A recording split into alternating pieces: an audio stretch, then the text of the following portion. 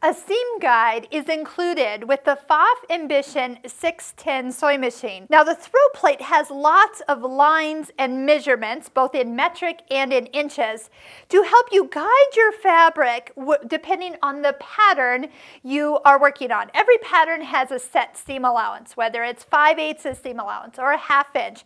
You need to double check what that is before you start to sew, and then you guide your fabric. But what if you're sewing on fabric where your lines need to be parallel, multiple rows? Maybe you're doing some quilting and you've seen the wonderful multiple rows of channel quilting or lines that are parallel to each other. That's when you engage the seam guide. Now, a seam guide can be used to help you just stay eyeing the right line as you sew.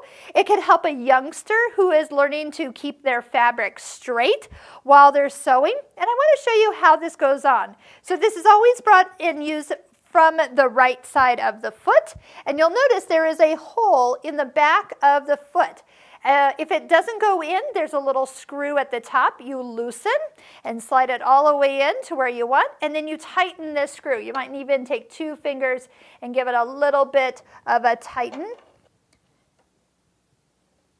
And then it will lock into place. Now you have a perfect guide to keep along the edge of a hem, a curtain, or if you're sewing a line here and need to sew another line here, you don't draw both those lines, you just set your guide for the first one and then measure how far over you want it, and then when you set your needle here, the guide lines up with the last line you sew. And you can keep following over and over and complete your whole entire piece of fabric. So don't forget that you have your seam guide. It can be so helpful when you're trying to sew straight. It can be so helpful when you're trying to follow a certain line, whether that's straight or curved.